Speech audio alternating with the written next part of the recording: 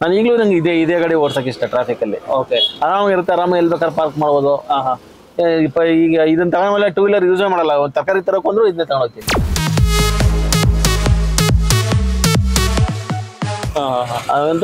ಬೇರೆ ಗಾಡಿ ಲಾಂಗ್ ಬೇರೆ ಬೆಂಜ್ ಇದೆ.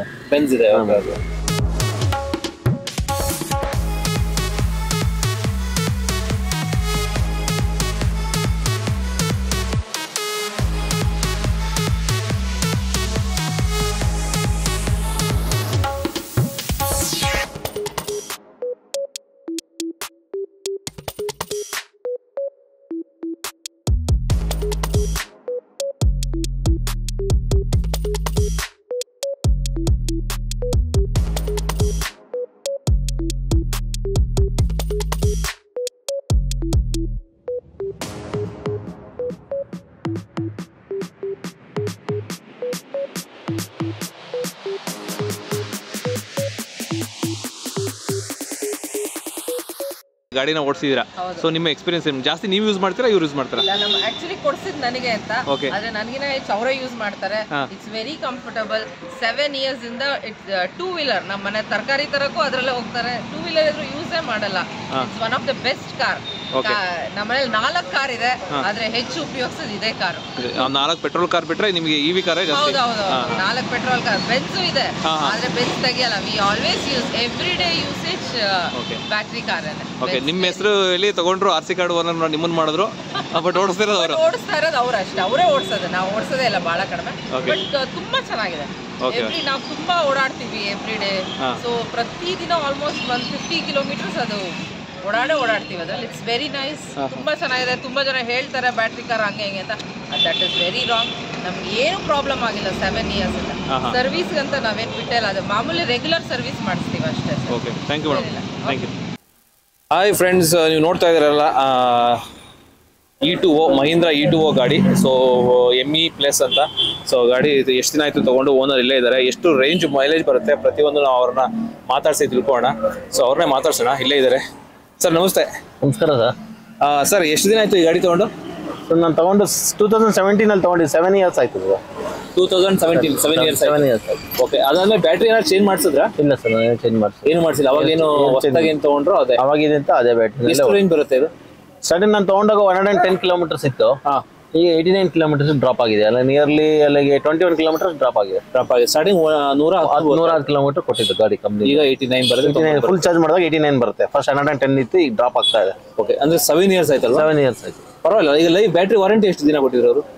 ಬ್ಯಾಟ್ರಿ ವಾರಂಟಿ ಅವ್ರ ಕಂಪ್ನಿಯಿಂದ 1 ವರ್ಷ ಇರ್ಬೇಕು ಅನ್ಸುತ್ತೆ ಅಷ್ಟೇನೆ. ಓಕೆ, ನಾನು ಆದ್ರೆ ಯೂಸ್ ಮಾಡ್ತಾ ಇದ್ದ ನಂಗೆ ಆ ತರ ಏನೋ ತೊಂದರೆ ಕಾಣಿಸ್ಕೊಂಡಿದೆ.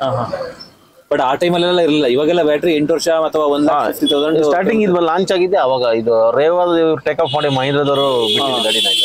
E2O ಮಾಡಿದ್ರು. E2O ಮಾಡಿ ಬಿಟ್ಟಿದ್ರು. ಇದ್ರಲ್ಲಿ ಇನ್ನೊಂದು ಟಾಪ್ ಎಂಡ್ ಮಾಡಿ ಇನ್ನೊಂದು ಮಾಡ್ಲಿತ್ತು 140 kilometers ಏನೋ. ಅದು ಅವಾಗ 10 lakhs ಇತ್ತು, ಇದು 7 lakhs ಇತ್ತು.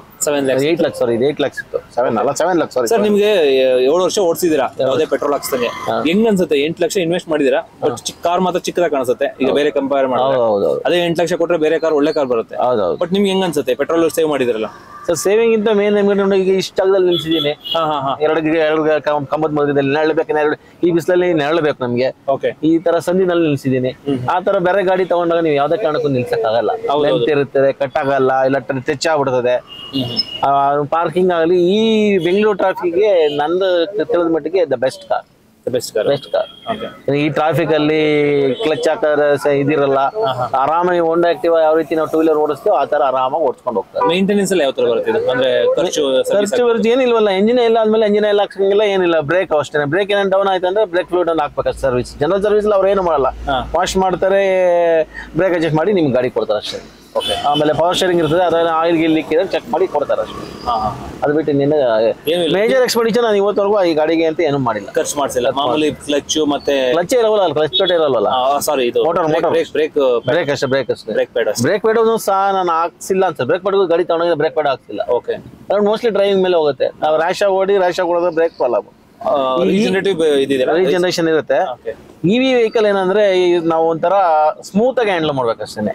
ಥ್ರಾಟಲ್ ಒಂದ್ಸರಿ ಕೊಡೋದು, ಸಡನ್ ಆಗಿ ರಿಲೀಸ್ ಮಾಡೋದು, ಥ್ರಾಟಲ್ ಕೊಡೋದು ಒಂದ್ಸರಿ. ನೀವು ಎಷ್ಟು ಪ್ರೆಷರ್ ಕೊಡ್ತೀರಾ ಅವ್ರಿಗೆ ಮೋಟರ್ಗೆ RPM ಜಾಸ್ತಿ ಆದಾಗ ಕಿಲೋಮೀಟರ್ ಡ್ರಾಪ್ ಆಗುತ್ತೆ, ಗಾಡಿಗೂ ವೇಟ್ ಆಗುತ್ತೆ, ಬ್ಯಾಟ್ರಿ ಸೆಲ್ಸ್ಗೂ ವೇಟ್ ಆಗುತ್ತೆ. ಅದರಿಂದ ನಾವು ಸ್ಮೂತ್ ಆಗಿ ಹ್ಯಾಂಡಲ್ ಮಾಡ್ಕೊಂಡು ಸ್ಮೂತ್ ಆಗಿ ಯೂಸ್ ಮಾಡಿ. ವಾಟ್ ನಿಮ್ದು ಏನ್ ಮೋಟರ್ ನೀವು ಅಲ್ಲಿಗೆ ಹೋಗ್ಬೇಕು, ಅಲ್ಲಿ ರೀಚ್ ಆಗ್ಬೇಕು, ಈಗ ನಿಧಾನಕ್ಕೆ ಹೋಗಿ ರೀಚ್ ಆಗ್ಬೇಕಷ್ಟೇ. ಆ ತರ ಮೇಂಟೈನ್ ರ್ಯಾಶ್ ಡ್ರೈವ್ ಮಾಡಬಾರ್ದು ಅಷ್ಟೇ. ಎಲೆಕ್ಟ್ರಾನಿಕ್ ಗಡ್ಸ್ ಈ ಗಾಡಿ ಅಂತಲ್ಲ, ಯಾವ್ದೇ ಗಾಡಿಯಲ್ಲಿ ರ್ಯಾಶ್ ಡ್ರೈವ್ ಮಾಡಬಾರ್ದು. ಮೋಟರ್ ಏನಾದ್ರು ಸಮಸ್ಯೆ ಆಗಿತ್ತಾ ಇಲ್ಲಿವರೆಗೂ? ನನಗೆ ತಿಳಿದ ಮಟ್ಟಿಗೆ ಏನು ಸಮಸ್ಯೆ ಆಗಿಲ್ಲ.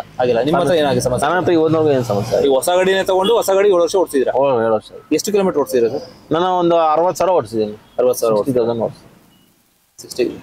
ಓಕೆ, ಏನ್ ಅನ್ಸುತ್ತೆ ಸರ್ ನೀವು ಎಷ್ಟು ಪೆಟ್ರೋಲ್ ಸೇವ್ ಆಯ್ತು ನಿಮ್ಗೆ? ನೀವು ಬೇರೆ ಗಾಡಿ ತಗೊಂಡಿದ್ರೆ ಎಷ್ಟು ಪೆಟ್ರೋಲ್? 60,000 ಲೆಕ್ಕ ಹಾಕಿ 3 ಲಕ್ಷ ಆಯ್ತು. 3 ಲಕ್ಷ ಆಗುತ್ತೆ. 3 ಲಕ್ಷ ರೂಪಾಯಿ ಪೆಟ್ರೋಲ್ ಸೇವ್ ಆಗಿದೆ. 3 ಲಕ್ಷ ಪೆಟ್ರೋಲ್ ಕರೆಂಟ್ ಹೋಗಿರುತ್ತಲ್ಲ, ಅದರಲ್ಲಿ ಒಂದು ಆಯ್ತು 3 ಲಕ್ಷ ಒಂದು 50,000 ಕರೆಂಟ್ ಬಂದಿರೋದಿಲ್ಲ. ಅಷ್ಟು ಬಂದಿರ್ಬೋದು ಅನ್ಕೊಳ್ಳಿ. ಹೋಗ್ಲಿ 2 ಲಕ್ಷ ಅಂತ ಸೇವ್ ಆಗಿರುತ್ತೆ. ಸೇವ್ ಆಗಿದೆ. ನೀವು ಕೊಟ್ಟರೆ 6 ಲಕ್ಷದಲ್ಲಿ ಬಂದ್ಬಿಟ್ಟು ಆಲ್ಮೋಸ್ಟ್ ಕಾಲ್ಭಾಗ ದುಡ್ಡೇ ಬಂದ್ಬಿಟ್ಟು. ನಾನು ಈಗಲೂ ನಂಗೆ ಇದೇ ಗಾಡಿ ಓಡ್ಸಕ್ಕೆ ಇಷ್ಟ. ಟ್ರಾಫಿಕ್ ಅಲ್ಲಿ ಆರಾಮಾಗಿರುತ್ತೆ, ಆರಾಮಾಗಿ ಎಲ್ಲಿ ಬೇಕಾದ್ರೆ ಪಾರ್ಕ್ ಮಾಡ್ಬೋದು. ಈಗ ಇದನ್ನ ತಗೊಂಡ್ಮೇಲೆ 2 ವೀಲರ್ ಯೂಸ್ ಮಾಡಲ್ಲ. ತರಕಾರಿ ತರಕ್ ಬಂದ್ರು ಇದನ್ನೇ ತಗೊಂಡೋಗ್ತೀನಿ. ಬೇರೆ ಗಾಡಿ ಲಾಂಗ್ ಬೇರೆ ಬೆಂಜ್ ಇದೆ. ಸರ್, ಇವಾಗ ಇದರಲ್ಲಿ ನಿಮ್ಗೆ ಬ್ಯಾಟ್ರಿ ಇನ್ನು ಎಷ್ಟು ದಿನ ಬರುತ್ತೆ ಅಂತ ಅನ್ಕೊಂಡಿ ಹೇಳಿದ್ದಾರೆ? ವಾರಂಟಿ ಕೊಟ್ಟಿಲ್ಲ, ಬಟ್ ಇನ್ನು ಎಷ್ಟು ದಿನ? ನೀವು ಯೂಸ್ ಮಾಡ್ದಂಗೆ ಅಂತ ಹೇಳ್ತಾರೆ. Electronic goods just like A mobile. ನಾವು ಎಷ್ಟು ಡಿಸ್ಚಾರ್ಜ್ ಮಾಡ್ತೀರಾ, ಎಷ್ಟು ಚಾರ್ಜ್ ಮಾಡ್ತೀರಾ ಆ ತರ. ಎಕ್ಸಾಂಪಲ್ UPS ಏನೇ ಡಿಸ್ಚಾರ್ಜ್ ಮಾಡಿದ್ರೆ ಬ್ಯಾಟ್ರಿ ಲೈಫ್ ಚೆನ್ನಾಗಿ ಬರುತ್ತೆ. ಇಲ್ಲಾಂದ್ರೆ ಬ್ಯಾಟ್ರಿನೇ ಹೋಗ್ಬಿಡುತ್ತೆ. ನೀವು ಯೂಸ್ ಮಾಡ್ತಾ ಇಲ್ಲ, UPS ಯೂಸ್ ಮಾಡ್ತಾ ಇಲ್ಲ ಅಂದ್ರೆ ಬ್ಯಾಟ್ರಿನೇ ಹೋಗುತ್ತೆ. ಈವನ್ UPS ಮನೇಲಿ ಅಷ್ಟೇ. ನಾನು ಹೇಳೋದ್ ಪ್ರಕಾರ ಒಂದ್ಸತಿ ಪವರ್ ಇಲ್ಲ ಅಂದ್ರೆ UPS ಲೋಡ್ ತಗೊಳ್ಳಿ, ಅವಾಗ ಅದನ್ನು ಬ್ಯಾಟ್ರಿ ರೀಚಾರ್ಜ್ ಆಗುತ್ತೆ, ಡಿಸ್ಚಾರ್ಜ್ ಆಗುತ್ತೆ, ಚಾರ್ಜ್ ಆಗುತ್ತೆ, ಬ್ಯಾಟ್ರಿ ಲೈಫ್ ಜಾಸ್ತಿ ಇರುತ್ತೆ. AC ಎಲ್ಲ ಇದೆಯಾ? ಇದೆ ಸರ್, AC ಎಲ್ಲ ಇದೆ. AC ಹಾಕಿದ್ರೆ ಆಲ್ಮೋಸ್ಟ್ ಡ್ರಾಪ್ ಆಗುತ್ತೆ. ಒಂದು 20% ಡ್ರಾಪ್ ಆಗ್ಬಿಡುತ್ತೆ. ವಿತೌಟ್ AC ಜಾಸ್ತಿ ಓಡಿಸ್ತೀರಾ?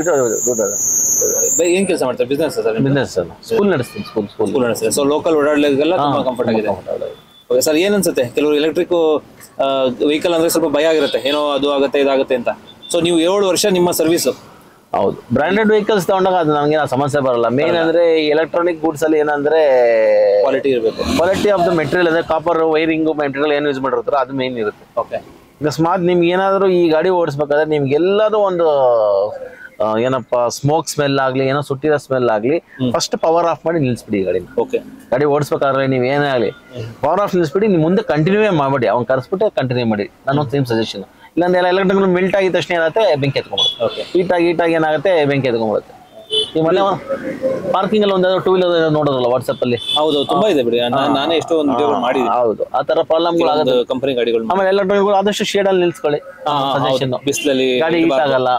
ನಾವೆಲ್ಲ ಈಗ ಆಚೆ ಟೆಂಪರೇಚರ್ 30 ಇತ್ತು ಅಂದ್ರೆ ನೀವು ಗ್ಲಾಸ್ ಎಲ್ಲ ಕ್ಲೋಸ್ ಮಾಡಿದ್ರೆ ಒಳಗಡೆ ಟೆಂಪರೇಚರ್ 10 ಡಿಗ್ರಿ ಜಾಸ್ತಿ ಆಗುತ್ತೆ. ಅವಾಗ ಏನಾಗುತ್ತೆ, ಹೀಟ್ ಜಾಸ್ತಿ ಆದಷ್ಟು ಏನೋ ಒಂದು ಆಗ್ಬೋದು ಹೆಚ್ಚು ಕಮ್ಮಿ. ಆದಷ್ಟು ನಾವು ಈ ಗಾಡಿಗಳಲ್ಲಿ ಇದೆ ಅಂತಲ್ಲ, ಇವನ್ 2 ವೀಲರ್ ಎಲೆಕ್ಟ್ರಾನಿಕ್ ಗೋಡ್ಸ್ ಅದನ್ನ ಒಂಥರ ಸೇಫ್ಟಿನಲ್ಲಿ ಮೇಂಟೈನ್ ಮಾಡಬೇಕು ಅಂತ ನಂದೊಂದು ಸಜೆಷನ್. ಓಕೆ ಸರ್, ತುಂಬಾ ಥ್ಯಾಂಕ್ಸ್. ಯಾಕಂದ್ರೆ ನಿಮ್ಗೆ 7 ವರ್ಷದ ಅನುಭವ ತುಂಬಾ ಇಂಪಾರ್ಟೆಂಟ್. ಹೊಸಬ್ರು ಎಲೆಕ್ಟ್ರಿಕ್ ಗಾಡಿ ತಗೊಳ್ಳೋಂತವ್ರಿಗೆ, ಕಾರ್ ತಗೊಳ್ಳೋಂತವ್ರಿಗೆ, ಬೈಕ್ ತಗೊಳ್ಳೋಂತವ್ರಿಗೆ. ನನ್ನ ಹತ್ರ 2 ಗಾಡಿ ಇದೆ, ಎಲೆಕ್ಟ್ರಿಕ್ ಗಾಡಿ, 2 ವೀಲರ್. ಓಕೆ, ಸೊ ಕಾರ್ ಬಗ್ಗೆ ನಿಮ್ದು ತುಂಬಾ ಎಕ್ಸ್ಪೀರಿಯನ್ಸ್ ಇರುತ್ತೆ. Thank you sir. Thank you. ನಿಮ್ಮ ಹೆಸರು ಸರ್? ಸೋಮಶೇಖರ್ ಅಂತ. Okay, thank you. ಯಾವ ಸ್ಕೂಲ್ ನಡೆಸ್ತೀರಾ ಸರ್? ಇಂಡಿಯನ್ ಕೇಂಬ್ರಿಡ್ಜ್ ಅಂತ ನಂದಿಲೆ ಹೋಟೆಲ್ ಒಂದು ನಡೆಸ್ತಿದ್ದೀನಿ.